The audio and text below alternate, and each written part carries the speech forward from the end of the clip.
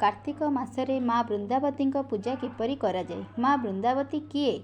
माँ वृंदावती अर्थात तुलसी देवी भगवान श्री विष्णु प्रिय और शक्ति स्वरूपिणी। से भक्ति, पवित्रता और शांतिर प्रतीक। माँ वृंदावती को केबे पूजा कराଯାए? तांको पूजा कार्तिक मास भरी कराଯାए। सकाळे और संध्या बेले दीप जलाई माँ को पूजा कराଯାए। विशेष भावे प्रबोधिनी एकादशी, तुलसी विवाह दिन विशेष उत्सव हुए। माँ को केउं फूलरे पूजा कले माँ प्रसन्न हुअंती?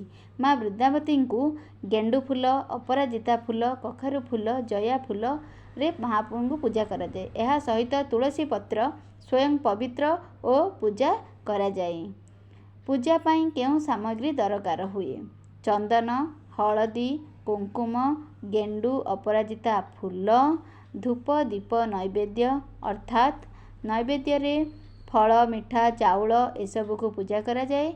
यह सहित गंगा जल किंबा पवित्र जल माँ तुलसी पत्र सह पकाई पूजा रे लगाजाए। पूजा केबे कराजाए? सकाळे स्नान करी शुचि होई पूजा कराजाए।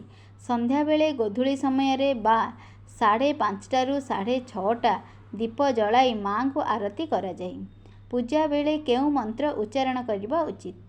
तुलसी श्री महालक्ष्मी विष्णुप्रिये नमस्तुते।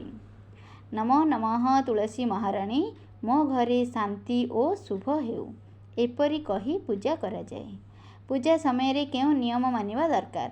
माछ, मांस, रसुण, पियाज त्याग करंतु। पूजा समय रे शरीर और मन को शुद्ध रखंतु। पूजा स्थल को पवित्र रखंतु। संध्या रे माँ को पानी दियंतु नहीं, केवल दीप लगाई माँ को पूजा करंतु। माँ वृंदावती पूजा कले कि फल मिले? घरे शांति, समृद्धि और भगवान विष्णु कृपा लाभ मिले। पति पत्नी मध्य स्नेह और संपर्क सुदृढ़ हुए। पाप नाश हुए और मोक्ष लाभ हुए। राति रे तुलसी को छुईबा मना काहींकी?